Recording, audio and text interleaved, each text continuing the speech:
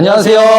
M4TV 취업지원 채널 김 실장. 이 실장입니다. 반갑습니다. 반갑습니다. 네, 자소서 쓴 지 오래됐는데 면접에서는 내가 말하고 싶은 얘기가 안 나와요. 다 비슷한 질문만 받고 뭘 말해도 평범해 보인다는 이야기를 듣거든요. 혹시 이런 경험 있으신가요? 많으실 것 같아요. 요즘 또 취업하신 분들이 소심하신 분들이 많아서 그래서 요즘 면접하실 때 많이 좀 곤란한 경험이 있다라고 하시는 것 같아요. 맞습니다. 네. 그래서 좀 내성적인 분들은 네. 좀 면접에서 잘 못할 수도 있기 때문에 네. 오늘 이 영상에서 자소서 한 줄을 어떻게 바꾸느냐에 따라서 면접 분위기와 결과가 어떻게 달라지는지 구체적인 예시로 한번 설명해 드리도록 하겠습니다. 네.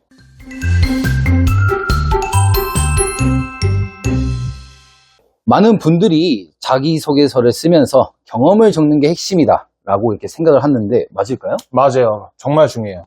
이게 분명하게 경험이라는 게 사실에 의거해서 발생한 현상이잖아요. 맞습니다. 이제 없는 얘기를 지어내서 한다라는 거는 면접관 분들이 이제 다 눈치를 채실 거고, 중요한 것이 이제, 면접장에서 그 면접관 분들의 어떤 질문을 유도하느냐, 요것들이 가장 중요하다고 볼 수 있거든요. 예를 들어 이런 문장 한번 보시도록 하겠습니다. 평범하죠? 질문할 거리도 없고 관심도 못 받는다고 생각하는 문장이라고 생각을 합니다. 근데 이거를 이렇게 바꾼다면 초기 기획 방향에 대한 갈등이 생긴 프로젝트에서 중간 발표 직전 훨씬 구체적이네요. 네. 그렇죠. 네. 새로운 안을 제시해 팀 의견을 조율한 경험이 있습니다. 저 경험이라는 키워드가 정말 중요한 것 같아요. 확실히. 네. 그래서 이 문장만 보더라도 면접관 입장에서는 확실히 궁금증을 많이 유발할 것 같아요. 이 사람이 어떤 사람인지. 그래서 이야기한 것들 토대로 어떤 갈등이 있었는지, 면접자의 그때 상황에서 발표 전날 어떻게 설득했는지, 이렇게 질문을 유도하는 구조가 면접의 흐름을 바꾼다라고 보시면 됩니다. 네, 한 예비 취업자의 취업 사례 한번 같이 보도록 하겠습니다. 네, 보시죠. 안녕하세요. 취업을 준비 중인 28살 취준생입니다. 학교 학점은 3.1이고요. 토익 점수는 아직 없습니다. 인턴 경력도 없는 상태고 특별한 대외 활동 경험도 없는데요. 그래서 그런지 이력서를 넣을 때마다 서류에서 계속 탈락하거나 면접을 봐도 제 존재감이 약하다는 피드백을 받았습니다. 네, 보시다시피 서류는 계속 탈락하거나 면접에서 존재감이 약하다는 피드백을 받았습니다. 라고 하는데 정말 아쉽네요. 네. 자기소개서를 확인해보니 네. 모두 일반화된 문장들로 좀 채워져 있었거든요. 그렇죠. 네. 형식적이고, 네. 그래서 보통 좀 어떻게 되어 있었냐 하면은 협업을 통해 팀워크를 배웠습니다. 네. 뭐 고객 응대를 하며 책임감을 기르게 됐습니다. 좀 이렇게 했는데 네. 어떻게 좀 생각하시나요? 일단 그 문장 자체가 너무 추상적이고 질문을 유도하지 못하는 형태로 구성되어 있다라고 보시면 될 것 같아요. 네. 그래서 자소서 문장 구조를 바꿔서 이렇게 볼 수가 있는데요. 주문 오류로 불만이 있던 손님에게 사과하고 메뉴 교환을 제안했으며 이후 단골 고객으로 이어졌습니다. 이 문장 네. 하나로 면접에서 이런 질문들이 좀 많이 나왔다라고 하더라고요. 어떤 질문이 좀 많이 나왔다고 하더군요. 네.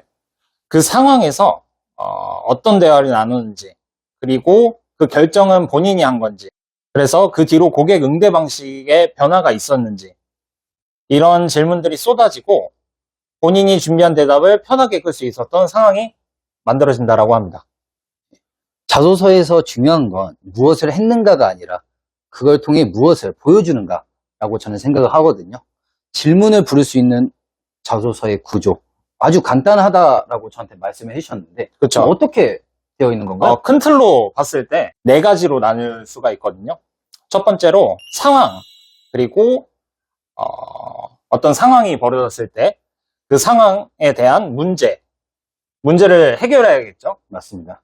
그래서 그 해결하기 위한 행동을 어떻게 이행했는지, 그랬을 때 결과가 어떤 결과값이 도출됐는지, 그랬을 때 본인이 느낀 점은 어떤 건지, 이렇게 볼 수 있어요. 그래서 상황, 문제, 행동, 결과라고 보시면 되는데요. 네. 예를 들어서 팀 내 일정 충돌로 업무 분장이 어수선했던 상황, 제가 주간 계획표를 직접 만들어 공유했고, 문제하고 행동한 거죠. 네. 그리고 그 후 마감률이 눈에 띄게 개선됐습니다. 이 결과를 보여준 예시이고요. 그래서 면접관 입장에서는 이랬을 때 그 주간 계획표는 어떻게 구성했나요? 어떻게가 포인트고요. 그리고 팀원들 반응은 어땠는지, 그리고 실제 마감률이 얼마나 좋아졌는지, 이런 데이터들 관련해서 많이 질문을 한다라고 합니다. 네, 그러면은 말씀해 주신 것들처럼 이야기가 어떻게 이어지는지에 대한 자소서라고 생각을 하면 그렇죠. 될까요? 맞아요. 네, 그러면 면접을 좀 부드럽게 아니면 분위기를 풀어줄 수 있게 만들어주는 포인트가 될 수 있겠네요. 사실 이게 가장 중요해요. 너무 이제 사람 잘하려고 하다 보면 이제 목소리가 올라가고 딱딱하고 이렇게 그 면접 분위기가 형성이 되는데, 가장 중요한 그 자연스럽고 편안한 분위기가 좋다라고 보시면 될 것 같아요. 예를 들었을 때 그냥 많이 배웠습니다. 못 끝내면 정말 아쉬운 많이 아쉽죠. 네, 멘트라고 보시면 돼요. 앞에서 서두에서 설명을 그렇게 잘 했는데, 이제 끝맺음을 본인이 어떤 것을 느꼈는지 이런 것들이 그 본인을 어필할 수 있는 그 기회라고 보시면 되거든요. 그래서 여기서 중요한 거는 이제 사회에서 했던 경험들이 아니면 다른 직장에서 했던 경험들이 이 회사와 어떻게 연결되는가, 그게 포인트라고 보시면 됩니다. 예를 들어서 이러한 조율 경험을 통해 앞으로 고객 커뮤니케이션을 담당하는 CS 직무에서도 긍정적인 에너지를 전달할 수 있다라고 생각합니다. 라고 표현하든지, 지원 동기와 직무 이해도까지 연결해 준다라고 보시면 될 것 같아요. 네, 그러면은 네. 그렇게 했을 때 결과는 약간 면접관은 이제 이 지원자는 우리들이 하고 있는 직무를 좀 제대로 이해하고 있구나라는 인식을 좀 하게 되는 걸까요? 그러면? 그렇죠. 그렇게 생각해 주시면 되고, 결국 자소서 한 줄이 면접에서의 첫 인상과 전체적인 흐름을 좌우하게 된다라고 보시면 될 것 같아요. 오늘 영상에서 기억해 주셔야 될 부분은 다음과 같습니다. 자소서는 자랑하는 글이 아니에요. 질문을 유도하는 글이라고 보시면 될 것 같은데요. 그렇죠. 내 경험을 나열하는 게 아니라 면접관이 궁금해할 만한 이야기로 바꾸는 것. 그걸 할 수 있다면은 뭐 스펙이 낮더라도 아니면 뭐 대학교 학점이 낮더라도 충분히 면접에서 주목을 받을 수 있습니다. 네. 지금 당장 자소서 한 줄만 바꿔보세요. 면접이 완전히 달라질 수 있고 충분한 결과가 나올 것이라고 확신합니다. 네, 그럼 구독, 좋아요 부탁드리고요. 혹시 혼자서 자소서 준비가 어렵거나 그렇다면 아래 고정 댓글을 통해서 영상 시청해 주시면 감사드리겠습니다.